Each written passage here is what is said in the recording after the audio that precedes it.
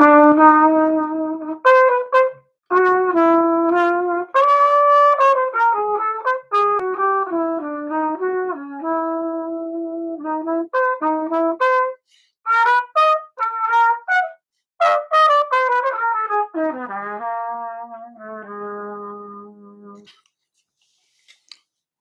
right.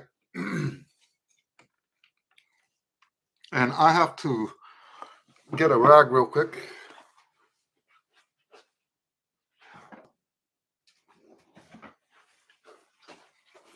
Because I spilt my coffee, I apologize. Oh.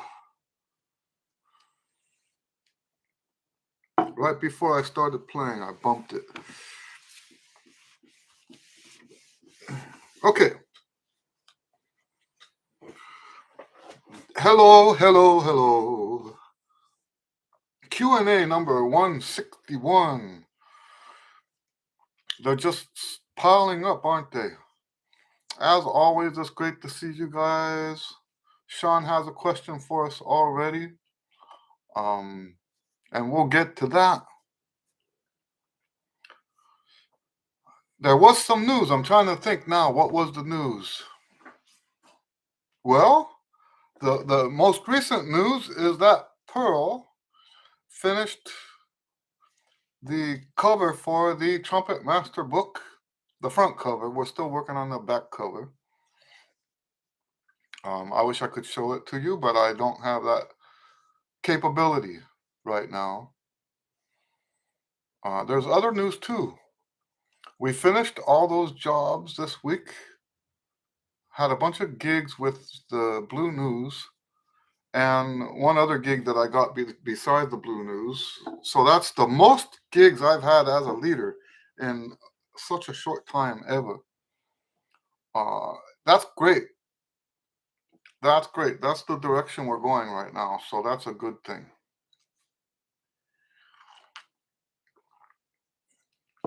All right. I guess while I'm thinking about what the other news is, I will go ahead and answer Sean's question. Sean says, last week you talked about wearing your trumpet out playing so much. I've never played as much as you, but how do you know if your trumpet is worn out? My third valve is leaking condensation from the bottom. Okay, so I wouldn't worry so much about leaking condensation like that. I wouldn't worry about that.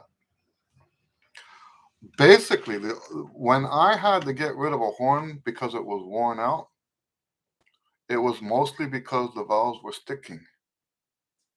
The valves were so bad. Now, you would think that when they wear out, they would work better.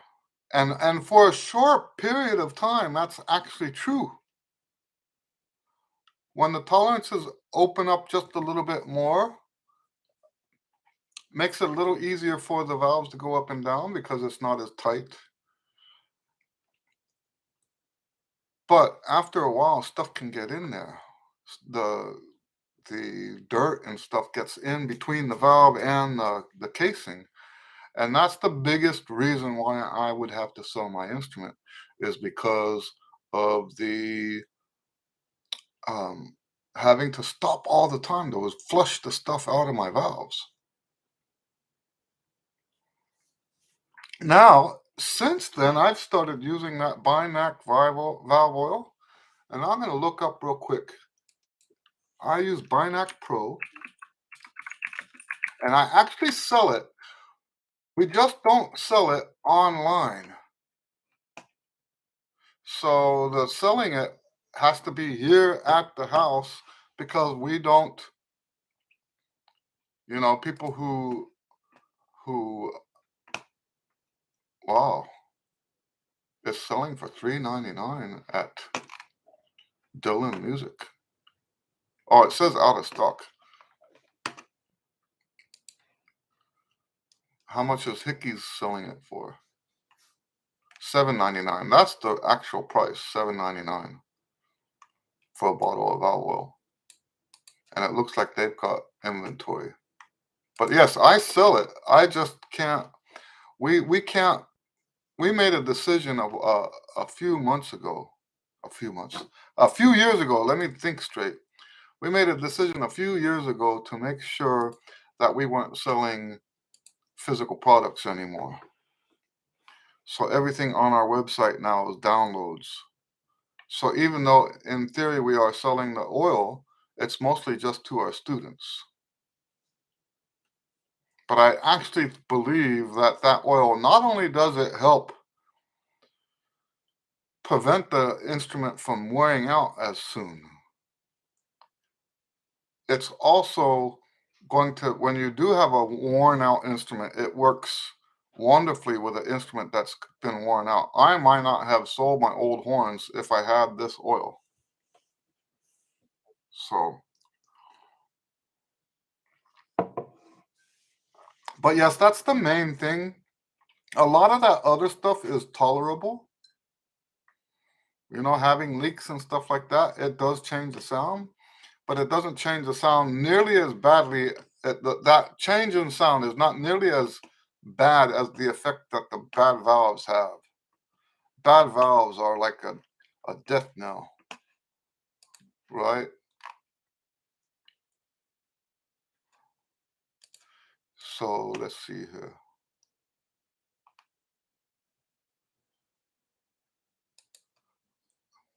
Any other questions? Something just weird, something weird just came up. And let me look at this.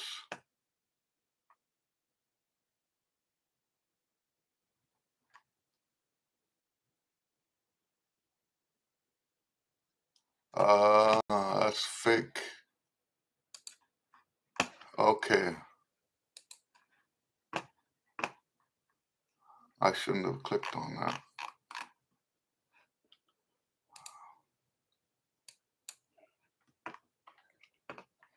Any other questions?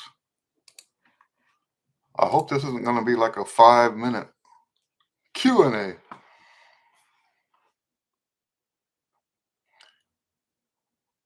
Questions. Maybe I can go and look at some of the old comments. Sometimes people ask questions in the comments. I could also check my website, but I don't think anything has come in really.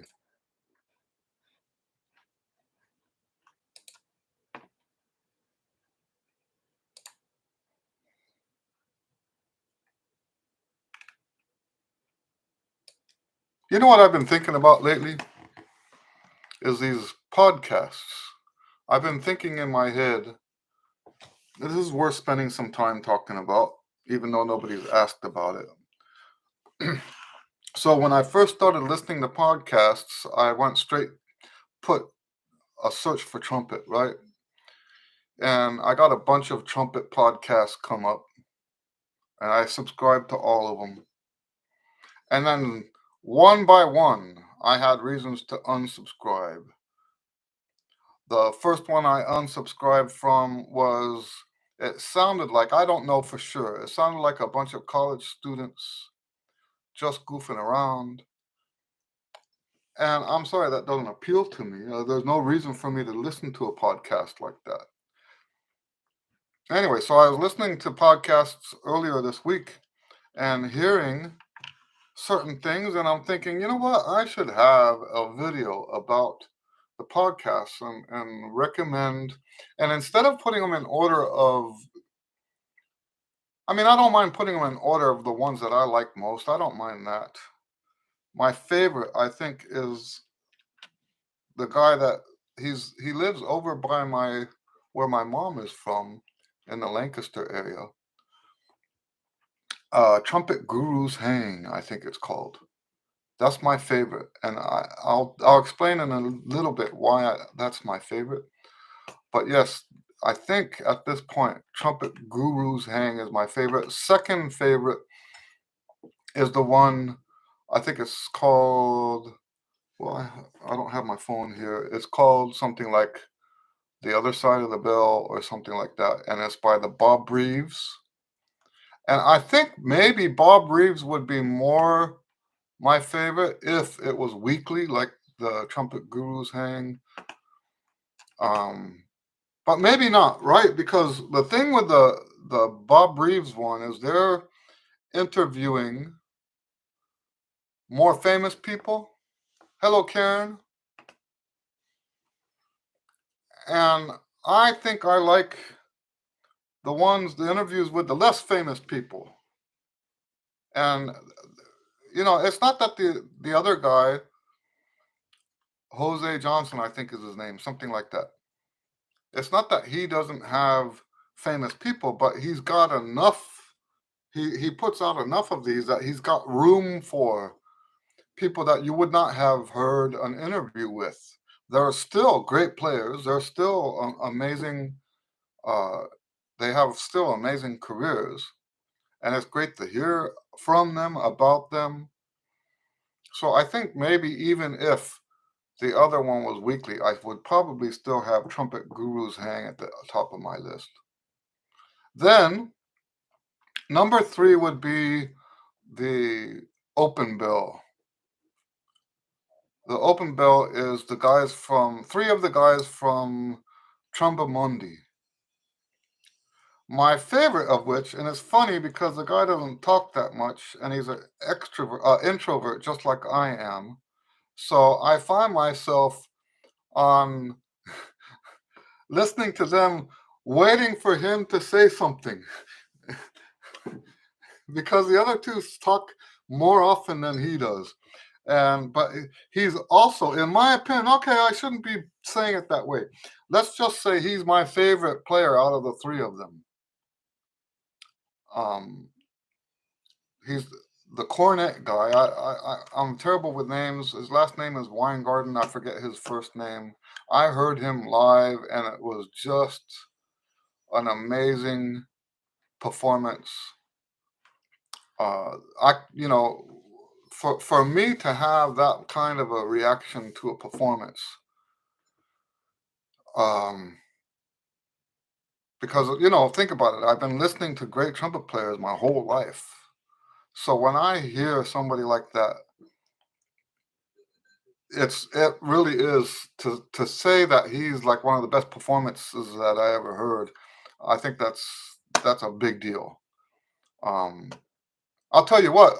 As a side note, when I heard Stephen Burns, is that his name? I get names so mixed up sometimes. Anyway, he had a recital in San Antonio last year at ITG. I'm going to tell you, it was the best recital I ever heard in my whole life. So, and I would put Weingarten right up just beneath that in terms of, if I were to hierarchy all of the best performances I'd ever heard, Burns at the top, and then him right beneath that. So anyway, those are the top 3. I won't mention the ones I don't listen to anymore. Those 3 are still on my list. I still listen to those. We can get into more later, and maybe I'll make a video about it. I don't know. But yes, I like the trumpet gurus because basically it's like, here's this introvert. I'm an introvert, right? Listening to this podcast, I'm sort of hanging out with these guys that are just like me. They do what I do, but in different cities around the country, around the world. And to me, I find that more enjoyable than necessarily, listening to some famous guy tell me about his childhood. That doesn't appeal to me all that much. Anyway, Karen says, "Hi, Eddie. Okay, then if no other questions, how do I work up playing Christ the Rose 3 times through and do your routine on the same day?" You don't necessarily have to do that. You can have, to get your foot in the door, you can have a day that you don't do the routine. So what you would want to do is have a more beefed up routine the day before. Then on the next day, you can play Christ the Rose without a whole routine, just do a short warm up. There's nothing wrong with that. One of the struggles with my method all these years, and it's since the very beginning, is I will say something about the structure. And even though in the one range book, right, I talk about the structure in the one range book, and I make it very loose. I even say you have to have wisdom about how to pull this stuff off. And what happens a lot of time is people want to take the rules, the structure that I describe, and make them into rules. And it's not rules. It's more like relationships.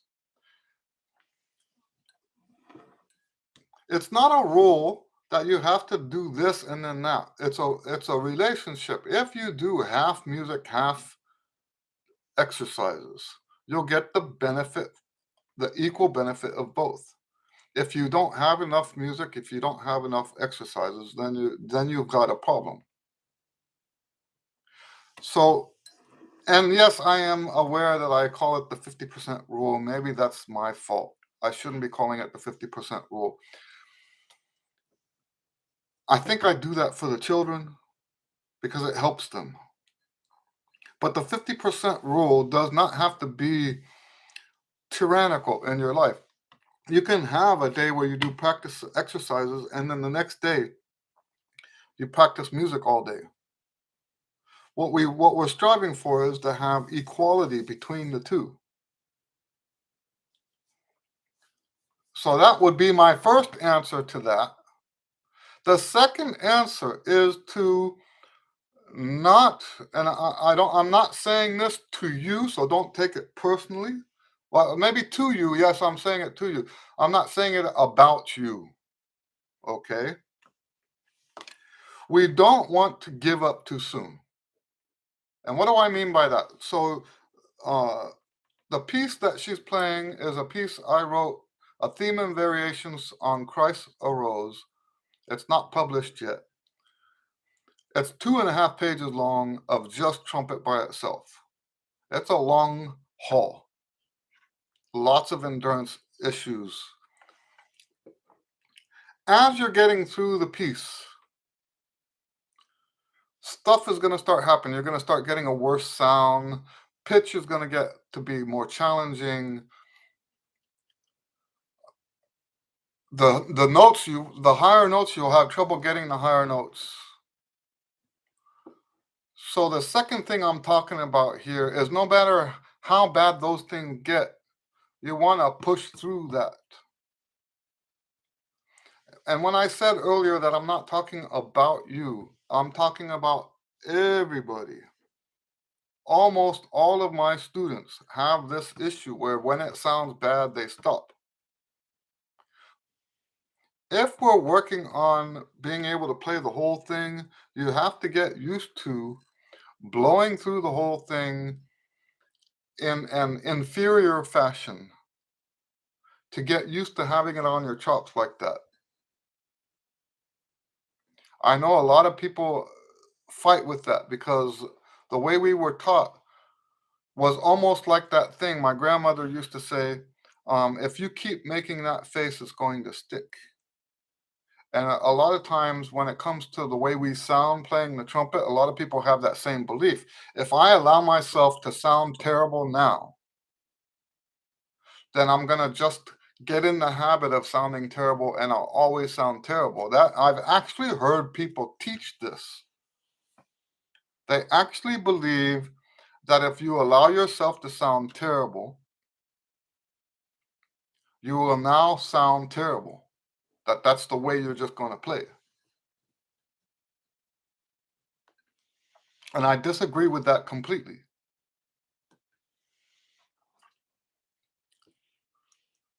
When it comes to having control over that length of a song, the first step is to push through it all the way, no matter how bad it sounds. It will get better. You have to be a little smart about it. For example, Oh, you know what I just realized? How do I work up playing Christ Rose 3 times through and do your routine on the same day? I just realized that you're probably thinking 3 times in one day. It doesn't have to be 3 times in one day. You could just do it one time. That's my misunderstanding. I didn't read this correctly. You don't have to do 3 times in one day. Now, if you do want to do 3 times in one day, then the secret is to do your routine early, early, early, early. Then give yourself 2 hours rest and do one time through Christ arose. But remember what I said all the way through. Don't take any breaks. Then take another hour break. And then do it again all the way through. I know this means taking all day, so maybe you do this on a weekend or something when there's a little bit more time to pull that off. Anyway, I hope all of that helps. Hello, James. Nice to see you. He says, I posted a question on the website about an hour ago. Not sure how long it takes to show on your end. Oh, let me go in there and see what I can see. It should have sent me an email. Oh, here we go. Do you have experience or had any students that played on an instrument that needed a valve adjustment? If so, what are your thoughts on the impact of a misaligned valve will have on tone and intonation? When I take off the second and third valve tuning slide and look into the casing with the light, I can see that the holes are off both in the vertical down position and the lateral alignment. I'm thinking that this must disrupt the airflow in a way that can affect sound quality. The plastic valve guides do have some play in them, but I don't know what amount, if any, would be considered acceptable. I was hoping to get your opinion on this because it is a somewhat costly procedure, and if I call a repair shop, I am sure they are going to tell me I should have it done. Yes, I'm sure they will do that.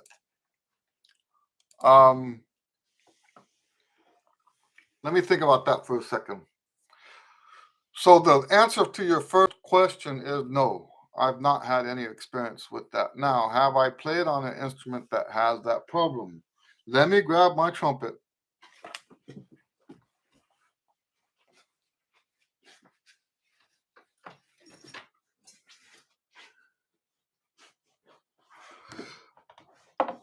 The truth is, I've never looked.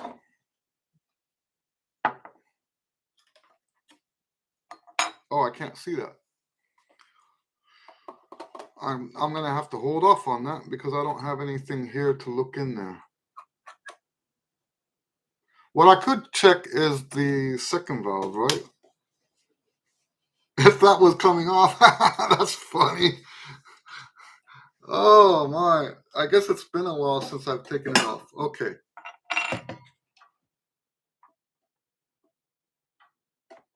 Okay, so if the rest are like my second valve, then I'm not having any trouble. So,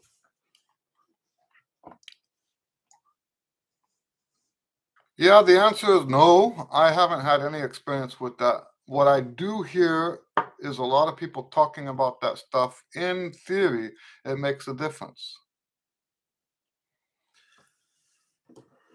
I don't know that I would recommend getting it done. I guess I would need to know more about the situation, what kind of playing you're doing, and so like if you're a professional player, I think it would probably be worth it. If you're an amateur that plays at a high end, probably worth it.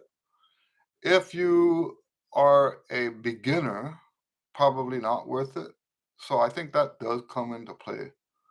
But no, I don't have any personal experience. I've heard a lot of talk about it, and I do think it's a thing. it's just not something that I've ever really had to deal with, and I'm not sure how I would deal with it if if a student came up with me that way. I think if someone's got a terrible horn, I think I just dismiss it as a terrible horn. And never dawned on me to look at uh, the alignment. Never dawned on me. I remember one time I had a student that bought a trumpet that had no slot, and that's great, right? I mean, I don't mean great. It's okay, right? If you don't mind being flexible in your pitch, had no slot at all. But he wasn't an advanced player. He didn't have enough control to play on a horn that had no slot. So it was awful. And he sounded terrible on it. He sounded terrible. So I picked up the horn and I'm trying it, and I could not believe you could you could bend it up, bend it down, and the horn would not fight you in any way. Never dawned on me to look to see if the valve was out of alignment. Could that cause that? I don't know. I really don't know. Hello, Daniel Marin. Sean says, should you be able to do lip buzz, whatever you can play? No, that's not a thing. It seems like I can lip buzz to E at the top of the staff, but I can play higher. Of course, that's the case, right? Of course, you can play higher than what you can lip buzz because there's no support. When you're doing free buzz, there's no support for the lips. You'd have to be Hercules. So that's normal. Daniel says, hi, one question. I have really meaty lips and I find the 7C really small. I'm a beginner at my 37 years of age. What size would you recommend so I can play more easily and increase my range? Thanks. There's no answer to that.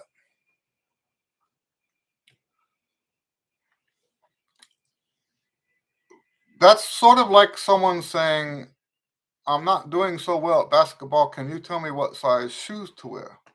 There's no answer to that. You have to find the shoes that fit you. And I know that that's difficult for some people because you don't have access to mouthpieces. You know, that's one of the reasons why I bought the Warburton kit is I wanted to be able to make sure that my students had access to fitting. I call it fitting, where you find the right size mouthpiece for the student. We go through a process that takes maybe sometimes 2 or 3 lessons of trying this and trying that until we find a mouthpiece that works for them. Usually it takes 1 lesson, but even then, I let them have the mouthpiece for a week before we decide they want to keep it because we're not sure. Even just playing it for an hour, we're not sure that that's the right mouthpiece. So I'll let them take it home and practice on it, play on it in band or whatever, so that they can, see if that works for them. Daniel says, "What's a good rule of thumb to fit a better mouthpiece? How big should I go in a rim?"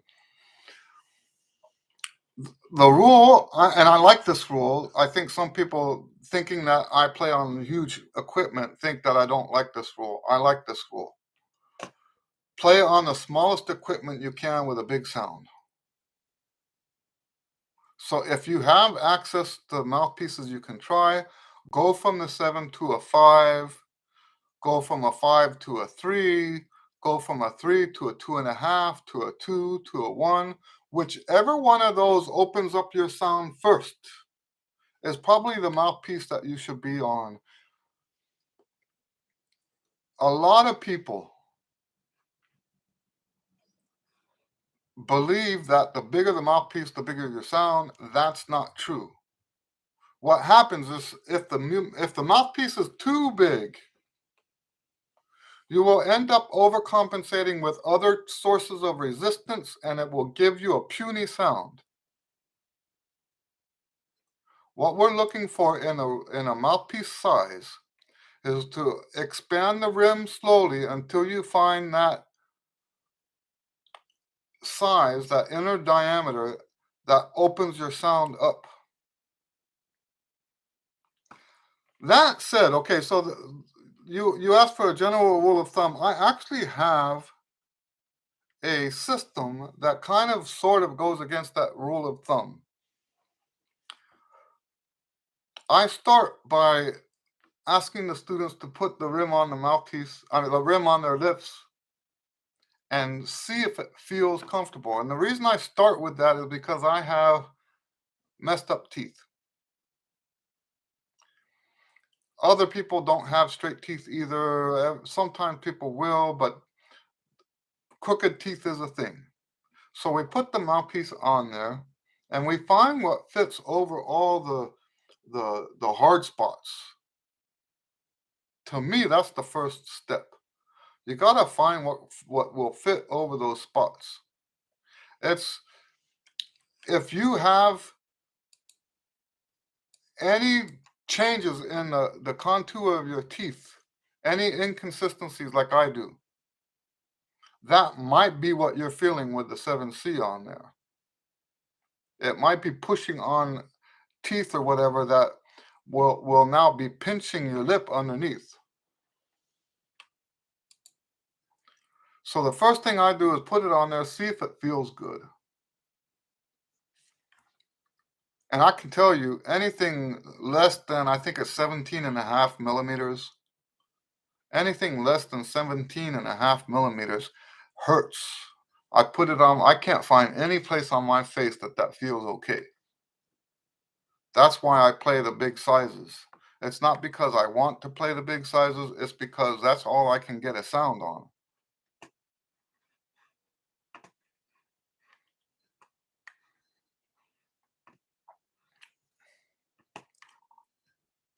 So yeah, that's what I do. After that, I find a good cup. Then after the cup, we find a backbore.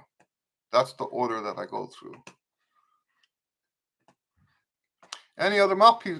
Any other mouthpieces? Any other questions?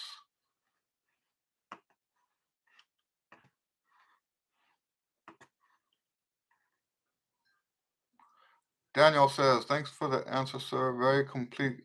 Greetings from Colombia. Very nice. I think you might be the first person to participate from Colombia. Do you like cumbias? I love. Um, we've talked about this before with Javier. Um, what's the guy's name? Fito Olivares. Is that the guy? No, the guy. I think that's right. Fito. Let me look it up.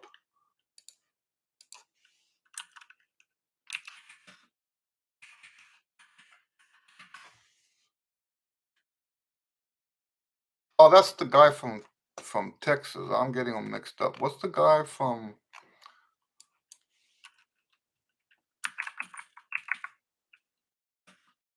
I think he's Venezuelan.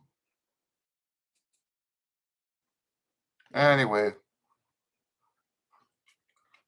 I've played a whole bunch of his songs. I can't remember the guy's name. Pastor Lopez. Is that his name? I think that's his name, Pastor Lopez.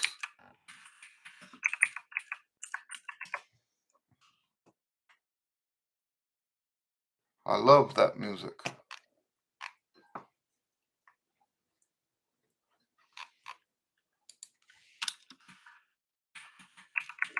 Yep, that's the guy, Pastor Lopez. I used to listen to a lot of Pastor Lopez and used to play a lot of it with different bands.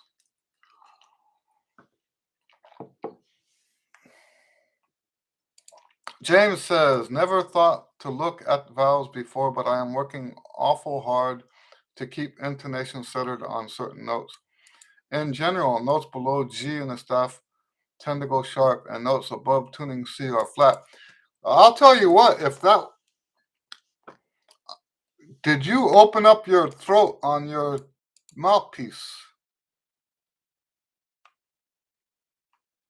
What mouthpiece are you playing?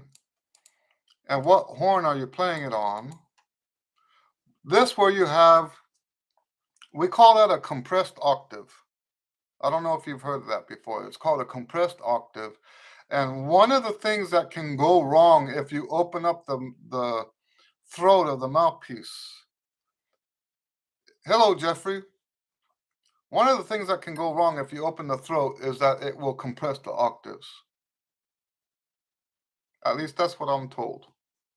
I have the same exact problem on my Yamaha flugelhorn. All of the top notes are flat, all of the bottom notes are sharp. I do not think that comes from a valve alignment or misalignment. That's more something in the resistance area, and that can be the throat, that can be the size of your cup.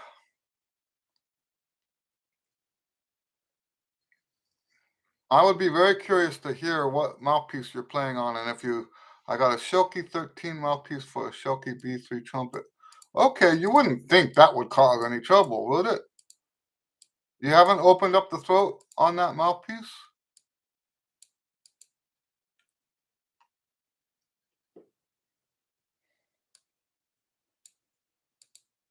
Okay. So yeah, I guess then maybe you could look at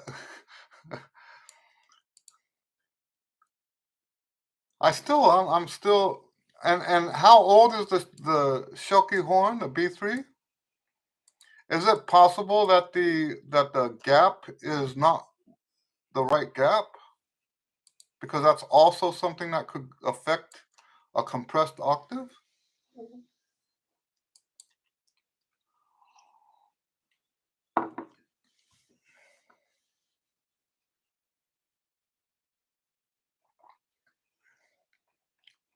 Oh, okay. So I would, don't get me wrong, I'm not ruling out entirely. If it was my situation, I don't mean to step into your situation. I'm saying hypothetically, if it was my situation, I'm not ruling out the the valve alignment. I'm not ruling that out. But it makes more sense that the compressed octave would be caused by something like a worn out receiver, a hole in a throat that's too big in the mouthpiece, something like that. That I would be more, I would be looking at that stuff more than looking at the valve alignment. And for one of the reasons for that is just the cost of the alignment. You know, when I fix a car, it's the same philosophy as fixing a car. I'm not going to just go and experiment with the most expensive thing that it could be. You start with the stuff that you know isn't going to cost you but a couple. You know, if it's a hose, then go buy the hose first.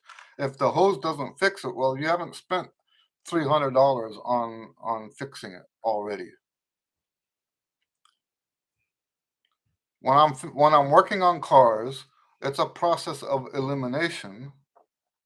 You try this, you try that, but you go in the order of what's expensive and what's the cheapest. You start with what's cheapest, and then you go on your way from there. So yes, I would I would look at the gap, and one way to check the gap. I mean, not, let me reword that. One way to check if it's the gap is to put a piece of paper.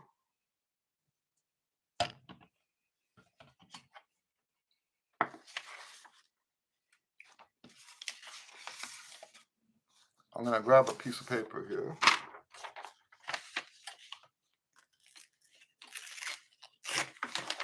something about this big.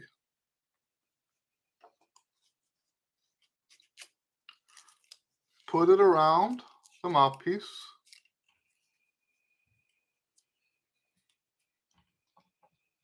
And put it in like that. That will prevent the mouthpiece from going in as far. If you do this and you check the pitch and the pitch has expanded a little bit, then now you found the solution to your problem. Well, not the, you know what I mean, you've diagnosed the problem.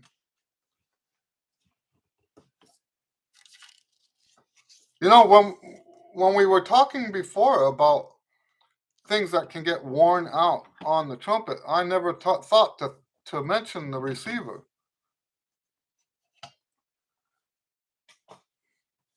I have a student right now whose receiver got worn out.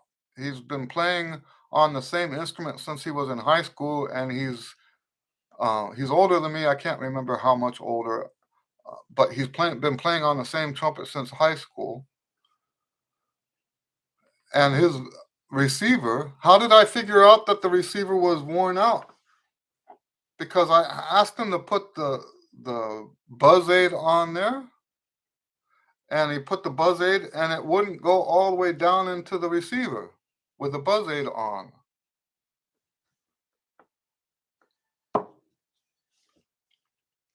So he actually took the horn in and got a new receiver put on. But for a while, he was doing this paper thing like I showed you. You just take the paper, small piece of paper, and wrap it around the end of the mouthpiece like that. And that'll keep it from going in all that for the whole distance.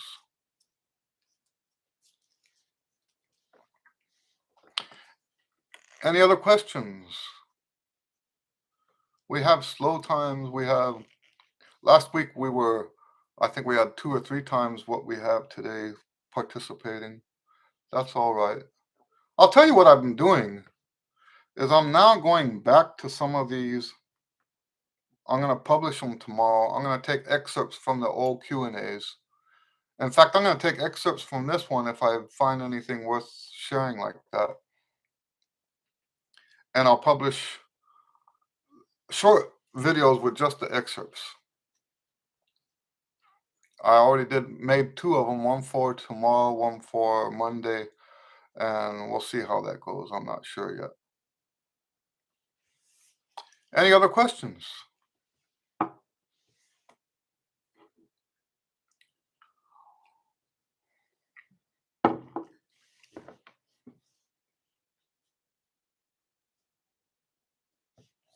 James says, thanks, Eddie. I'll check the gap first before considering repair shop. There you go. Any other questions?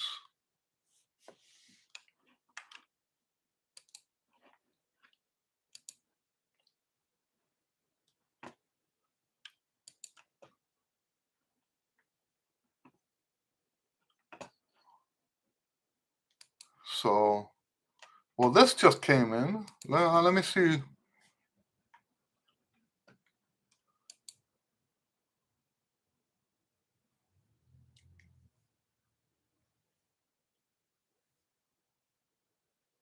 So I just got an email that says that one of my pieces is being performed by University of Oklahoma at ITG this year. Something is gonna happen is the one that they chose. It's a jazz, like a New Orleans style. Great to hear that they're doing that. That's great.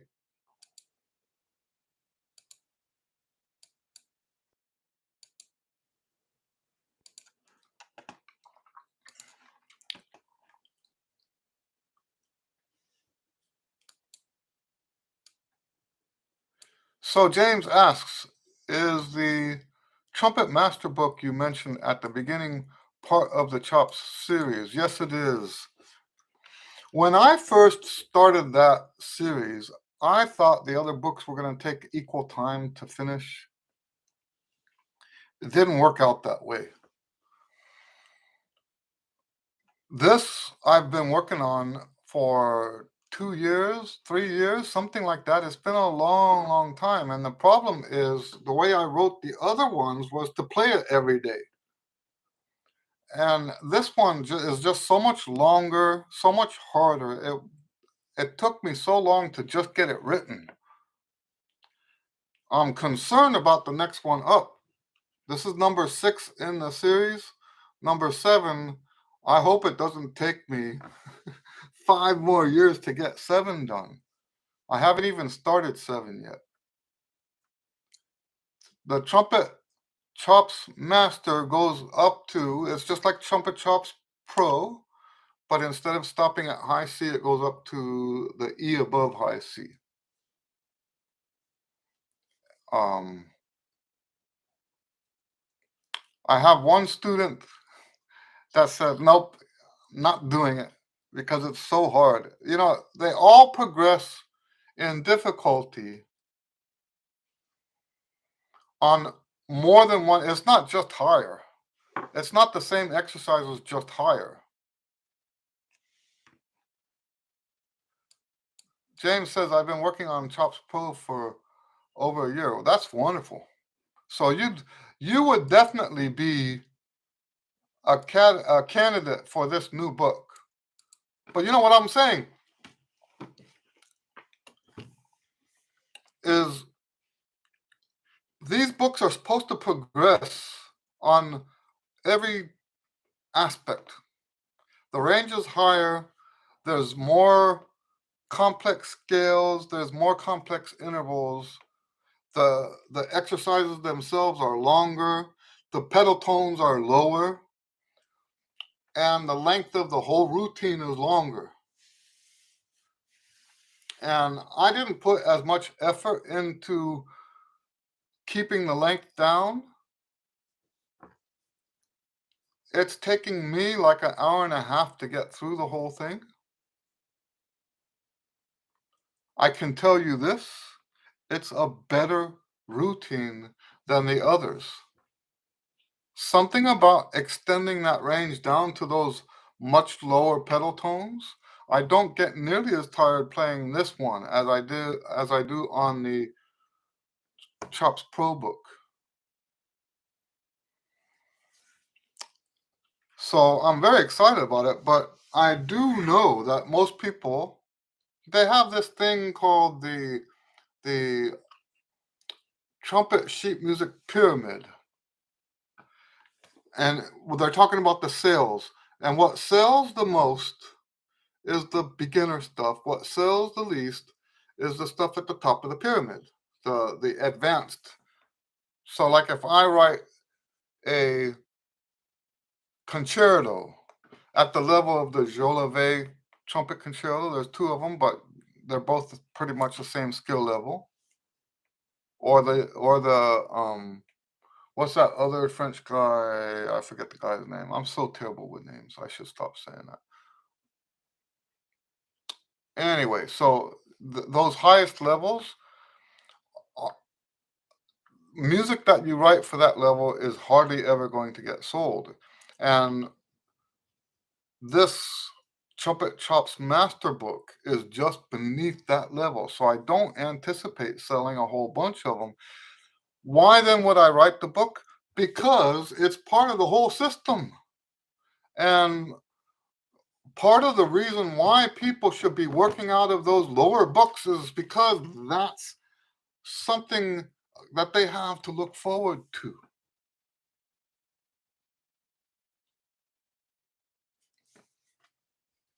And so, yes, even though I know all about that pyramid.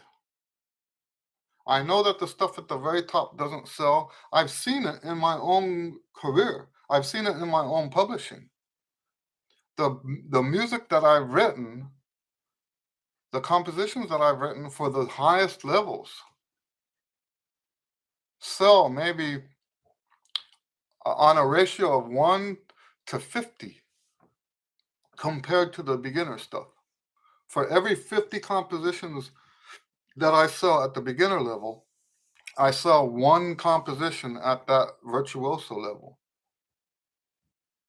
So yes, I understand that this book should not sell nearly as much as the other books, but it's part of the system. It needs to be there. I'll tell you what, the process we're going through right now is writing the back blurb. And I'm pulling my hair out trying to come up with a blurb. How do you tell people? Because I'm a Christian. I try to live my life according to Christian values. I don't always get that right, but it matters to me that the wrong people don't buy that book. I don't want someone to buy that book and then get the book and say, you know what, this is too hard for me. So how do you write a blurb that says this is a great book, you should buy it? However, however, if you can't play up to E, don't waste your time. And that's the hard part about my system is the way you get up to that E. Let's use you as an example, James. You've been doing Chops Pro for over a year. It's easy to assume now that you've got chops at least up to the E above C. That's how this one range system works. You have that familiarity with up to high C, and the familiarity spills out over past high C.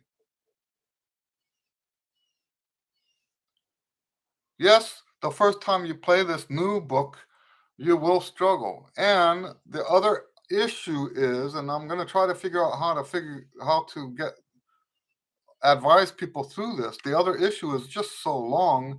A lot of people won't have the time to dedicate to that much of a routine in their time. I need to be able to go through and put asterisks on the exercises it would take to get it down to an hour. If you skip those exercises, you can get it down to an hour. That's what I want to try to do, is somehow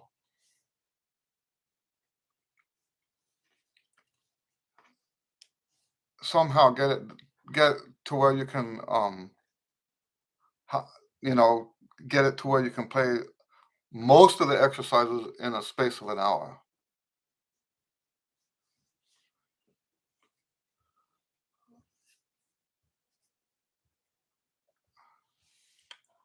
Waiting for Daniel to write something.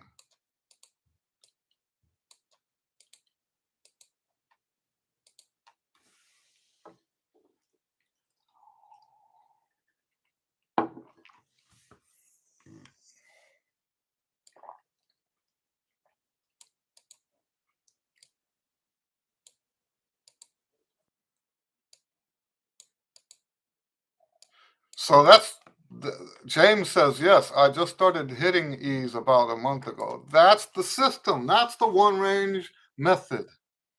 Is you go up to your range, your current range, and the assumption is if you're practicing out of the Chops Pro book, your range is up to C. If you keep doing the Chops Pro book on a regular basis, I recommend 2 times a week. If you keep going up to the Chops Pro, keep Chops Pro, Chops Pro, Chops Pro, you're so familiar with this area that the familiarity starts spilling out over the top of that. Daniel says, question, how much range in general do I need in order to play 90% of stuff? I mean, is the E5 enough? E5. I don't know E5. Let me see.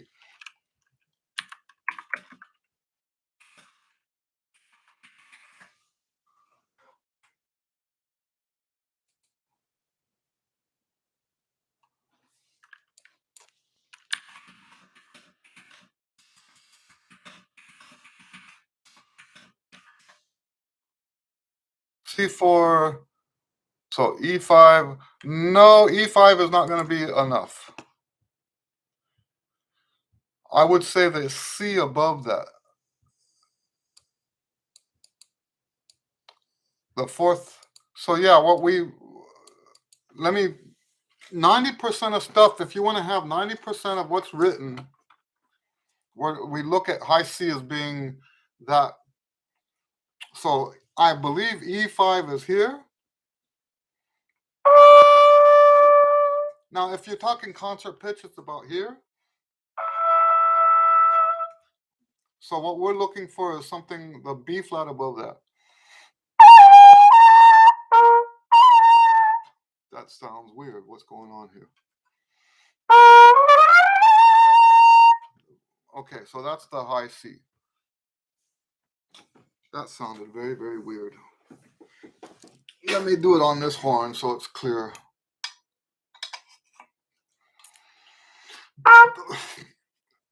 What was that?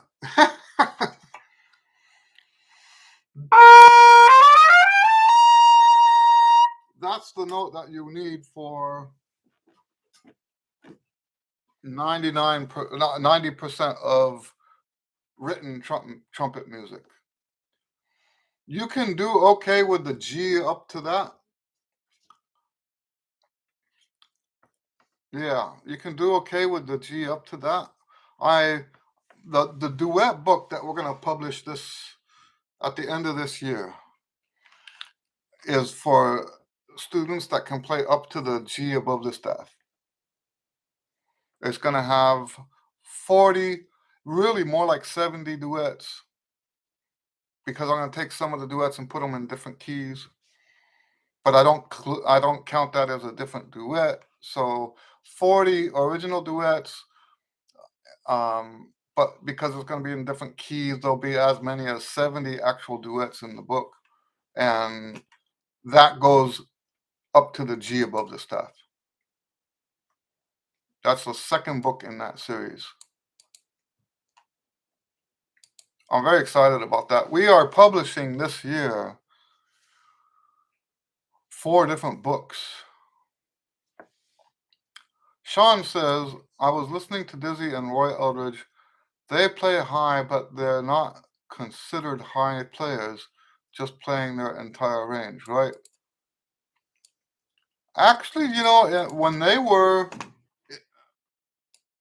in the 40s, from the 20s to the 40s, those guys were considered high note players. They just let me tell you this.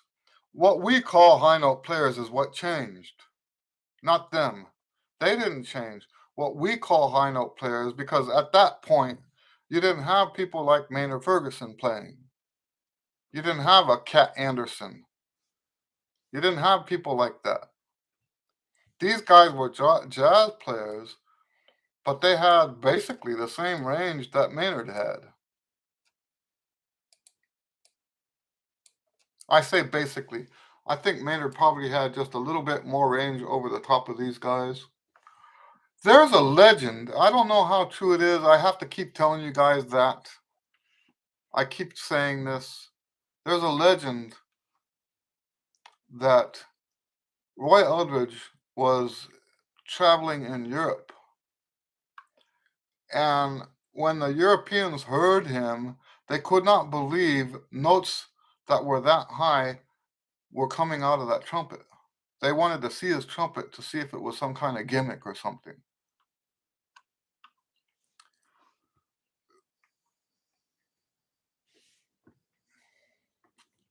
James says, I will definitely buy Chops Master when published. Do you have a target date? We don't. The problem with target dates is that we don't have control over when they get distributed. To give you an example of that, on January 15th, we published this Trumpet Pioneer Tonalization Study book. I checked last night, it is still not on Amazon. And at first I thought maybe they screwed something up, and I went on, this was a few weeks ago, I went online to search how long is it supposed to take. And where it used to be 2 to 4 weeks, it's now 4 to 6 weeks that it's supposed to take to get published on Amazon and Barnes and Noble and all that stuff. So even if I did give you a date, um, it would only be available on my website digitally, and then there would be one website. And the reason why people don't like to go to Lulu, and I can't blame them for this, is because it's not free shipping.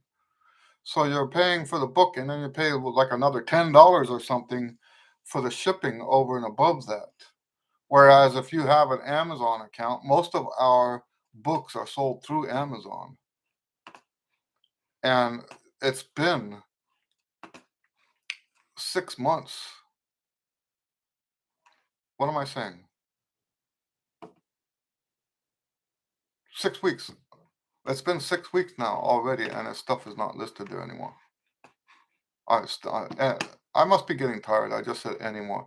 The stuff, that book is not listed there now yet. Well, thank you for saying that. I'm glad you're getting stuff out of the book.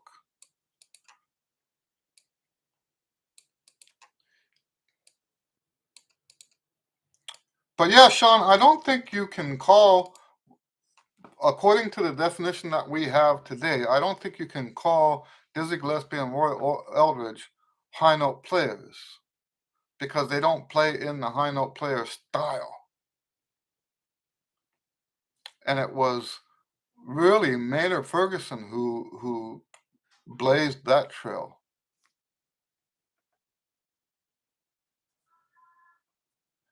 When you think about it, most of what Maynard Ferguson played was not that high. Most of what he played was around the high C area. It just sounds higher than it is because of his sound and the EQ that they use in the recordings and stuff like that. It's not as high. When he goes up to the super C, it almost sounds like a whistle because he's playing notes that are a whole fourth above his other notes.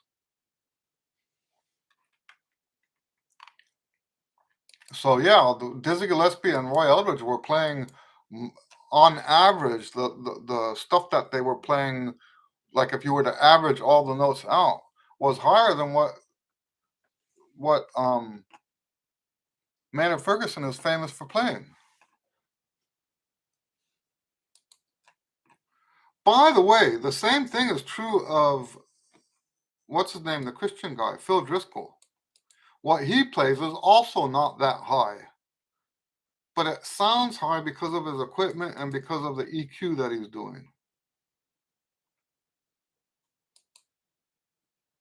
Daniel says, I have been self-learning to play the trumpet for maybe 1 month, so I'm hitting the C on the middle pentagram. Just learned the leitmotif for Ode to Joy and Brother John. So yes, just starting. That's great. That's great. Well, congratulations on getting a good start. That's a word we don't see very often. Leitmotif. Very, very nice.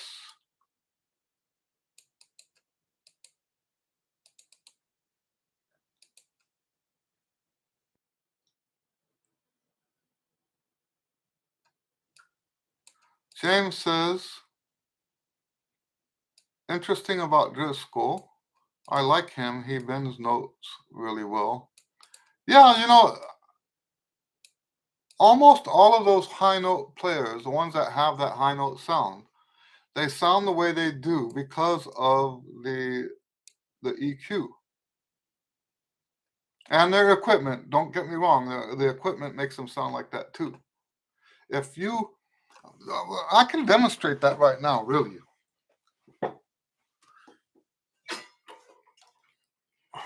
Let me think of something. So here's a Tower of Power song. I don't remember the exact notes,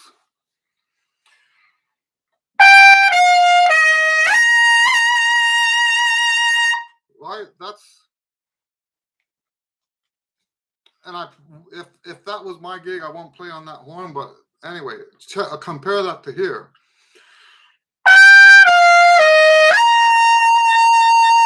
I'm playing the same level of force on both instruments.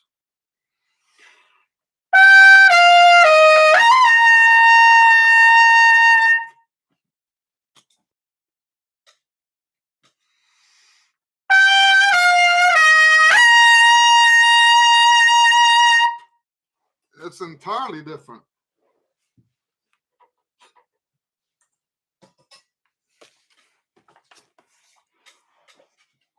And so they play on these horns that give them this really, really bright sound, and then they have the EQ on the recording that enhances that.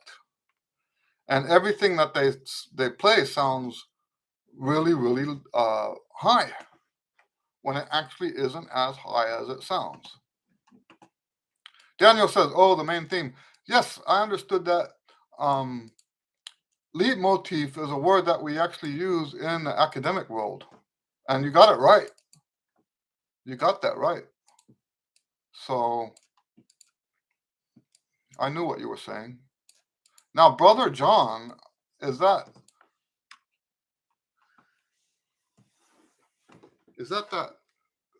Oh, I'm thinking Gospel John.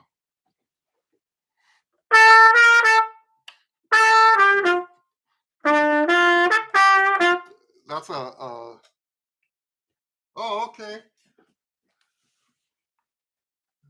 Fair. So that song is not the same song. Okay. Fair Jacques. Okay, very cool. Well, congratulations with your start. I'm happy to hear from you about that. All right, guys, we're over time. Maybe I can salvage something from this. This is what I'm gonna do from now on. I'm gonna close down the Q and A. I'm gonna download it, and then I'll see if there's any bits that I can publish as separate pieces. Oh, that's right, Sean. Sean's coming over for a lesson tomorrow. Sean, I hope he doesn't mind me saying this, but Sean has a new grandbaby. So we want to say congratulations to Sean on his grandbaby. All right, so God bless you guys. And we'll see you next time. Probably we'll have one. You're welcome, Daniel. We'll see you guys. We'll have another one next week. God bless you. Have a great week.